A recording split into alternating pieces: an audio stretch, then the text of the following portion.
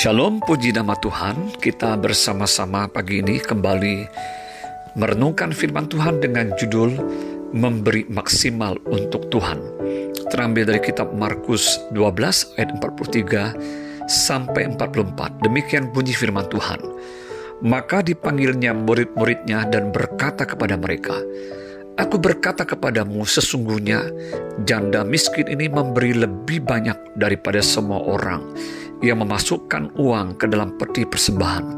Sebab mereka semua memberi dari kelimpahannya, tetapi janda ini memberi dari kekurangannya, semua yang ada padanya, yaitu seluruh nafkahnya.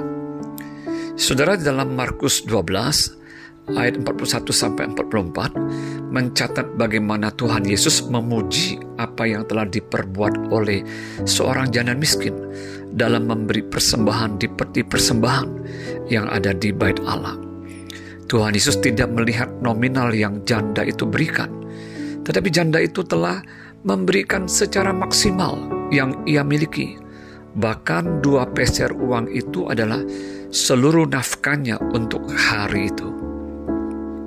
Ada banyak orang Kristen mengaku dirinya mengasihi Tuhan dan rohani, namun di dalam memberi persembahan di rumah Tuhan hanya seadanya. Bahkan tidak sedikit mereka yang tidak mengembalikan apa yang menjadi milik Tuhan. Alasannya cukup banyak, dan salah satunya adalah bahwa konsep persembahan, apalagi persepuluhan itu, adalah warisan perjanjian lama dan bagian dari hukum Taurat. Untuk di masa modern ini, itu sudah tidak berlaku. Sebagian beralasan bahwa untuk persembahan atau persepuluhan itu sudah diberikan kepada orang miskin, sehingga tidak perlu memberi persembahan yang maksimal untuk Tuhan atau pekerjaannya. Toh Tuhan tidak membutuhkan uang kita. Dan itulah konsep Yudas Iskariot yang tidak suka ketika seorang perempuan meminyaki kaki Yesus dengan narwastu murni yang mahal. Bagi Yudas Iskariot, pemberian perempuan itu adalah pemborosan dan seharusnya diberikan kepada orang-orang miskin. Alasan Yudas Iskariot kelihatannya sangat logis dan bagus. Namun, Tuhan Yesus tahu bahwa hati Yudas Iskariot adalah munafik dan sangat dikuasai oleh roh Mamon. Ia mengikut Yesus hanya untuk keuntungan dirinya, yaitu posisi dan keuangan. Ia tidak tulus dalam mengasihi Yesus, di mana pada akhir hidupnya pun ia berkhianat dan menjual Yesus dengan 30 keping uang perak. Saudara, melalui renungan firman Tuhan hari ini, marilah kita mengingat kembali perkataan Tuhan Yesus yang berbunyi demikian.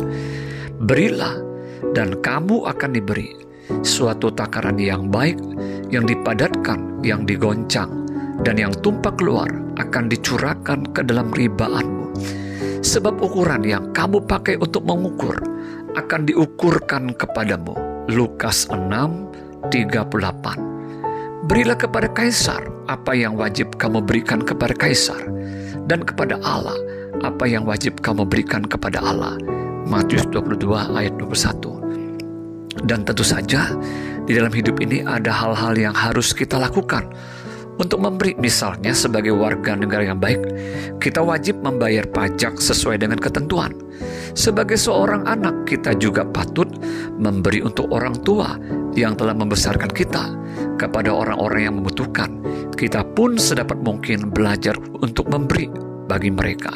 Dan juga kepada Allah tentunya, kita wajib memberi yang terbaik karena Dia telah memberikan anaknya Yesus Kristus, yaitu nyawanya sendiri demi keselamatan kita.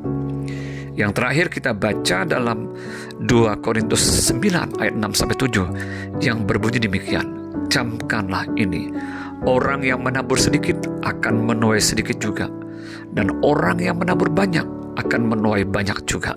Hendaklah masing-masing memberikan menurut kerelaan hatinya, jangan dengan sedih hati atau karena paksaan, sebab Allah mengasihi orang yang memberi dengan sukacita.